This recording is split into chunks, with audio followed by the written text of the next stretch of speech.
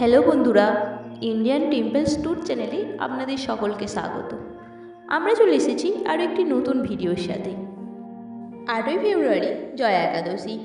আজকে এই ভিডিওর মাধ্যমে আমি আপনাদের জানাবো পালনের সময় ও ব্রতের নিয়ম।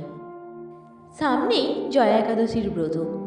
এই তিথিতে বিষ্ণু ও লক্ষ্মীর পুজো করা হয়। জয়া একাদশীর ব্রতের তারিখ, পালনের সময় ও নিয়ম নীতি এই ভিডিওর মাধ্যমে আমি আপনাদের জানাবো। 8ই ফেব্রুয়ারি পালিত হবে জয়া একাদশী। এই তিথিতে বিষ্ণুর পাশাপাশি লক্ষ্মীর পূজার্চনা করা হয়। মাঘ মাসের শুক্লপক্ষের একাদশী তিথি জয়া একাদশী নামে পরিচিত। মনে করা হয় এই একাদশীতে নারায়ণের পুজো করলে জীবনের সুখ সমৃদ্ধির আগমন ঘটে। পাশাপাশি ব্যক্তি সমস্ত কাজে জয়ী হয়, সাফল্য লাভের পথ প্রশস্ত হয়। এই উপবাসে কিছু কাজ অবশ্যই পালনীয়, তা না হলে পুজোর পুণ্যফল পাওয়া যায় না। 2025 সালের 8ই ফেব্রুয়ারি শনিবার জয়া একাদশী পালিত হবে। মাঘ মাসের শুক্লপক্ষের একাদশী তিথি শুরু হচ্ছে 7ই ফেব্রুয়ারি রাত 9:26 এবং 8ই ফেব্রুয়ারি রাত 8:15 এই একাদশীর তিথি সমাপ্ত হবে। তাই উদয়া তিথি অনুযায়ী 8ই ফেব্রুয়ারি এই ব্রত পালন করা হবে। 9ই ফেব্রুয়ারি সকাল 7:04 থেকে 9:17 মধ্যে ব্রত ভঙ্গ করা যাবে। পালনের পর দান করা অত্যন্ত শুভ ফলদায়ী। এর দ্বারা পুণ্য বৃদ্ধি হয়। জয়া একাদশীর শুভক্ষণ: ব্রহ্ম মুহূর্ত সকাল 5:21 থেকে 6:13 পর্যন্ত। বিজয় মুহূর্ত দুপুর 2:26 থেকে 3:10 পর্যন্ত। গোধূলি মুহূর্ত সন্ধ্যা 6:03 থেকে 6:30 পর্যন্ত। নিশীথ মুহূর্ত রাত 12:09 থেকে 1:01 পর্যন্ত। জয়া একাদশীর মাহাত্ম্য: এই তিথিতে বিষ্ণুর মাধব রূপের পুজো করা হয়। এই তিথিতে ব্রত পালন করলে ব্যক্তি পাপ থেকে মুক্তি পায় ও তাদের পূর্বপুরুষরা মোক্ষ লাভ করে থাকেন। এর পাশাপাশি ভক্তদের ধর্মীয় পথে চলতে ও সুখী জীবন প্রদান করে থাকে এই ব্রত। বিশেষত ব্রহ্মহত্যার পাপ থেকে মুক্তি প্রদানের জন্য এই ব্রত অত্যন্ত প্রভাবশালী। জয়া একাদশীতে কী খাবেন কী খাবেন না। জয়া একাদশীতে খাওয়া দাওয়ার বিশেষ কিছু নিয়ম রয়েছে, যা পালন করা অত্যন্ত জরুরি। এই একাদশীর ব্রতর সুফল পেতে হলে এই নিয়ম মেনে চলা আবশ্যক। এই তিথিতে লাল আলু, কুট্টুরাটার রুটি, দুধ, দই, ফল খেতে পারেন।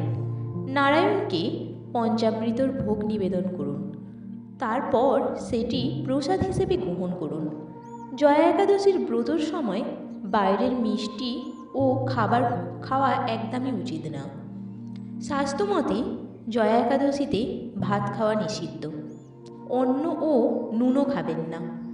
এছাড়াও পেঁয়াজ, রসুন, মসুর ডাল খাওয়া থেকে বিরত থাকা উচিত।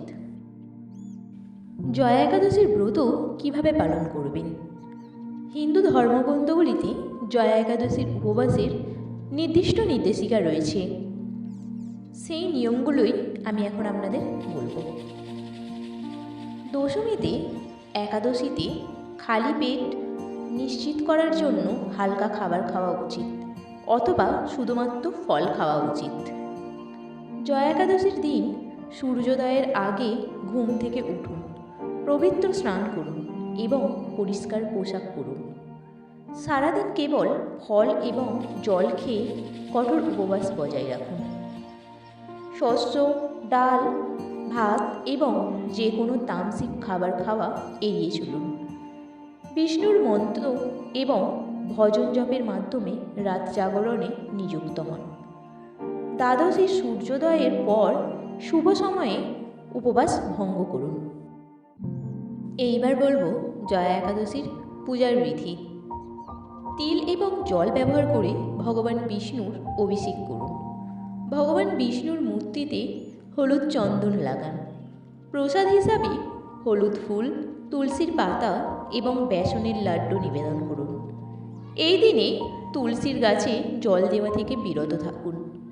পূজার অংশ হিসেবে 14 মুখ বিশিষ্ট একটি প্রদীপ জ্বালান। জয়া একাদশীর ব্রতকথা শুনুন বা আবৃত্তি করুন।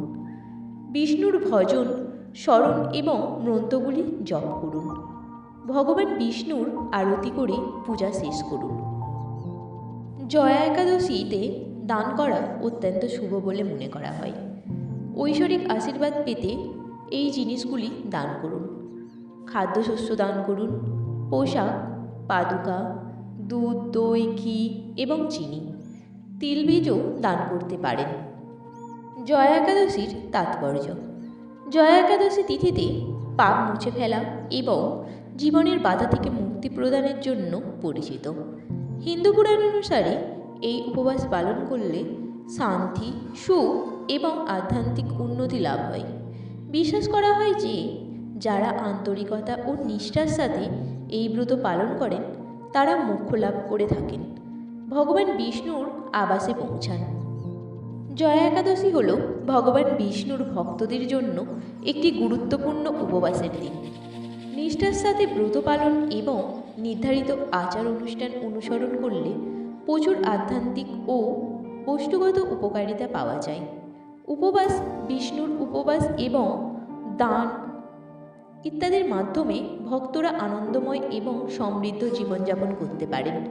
এই পবিত্র দিনে ভগবান বিষ্ণুর ঐশ্বরিক আশীর্বাদ লাভের জন্য সঠিক পদ্ধতি অনুসরণ করুন।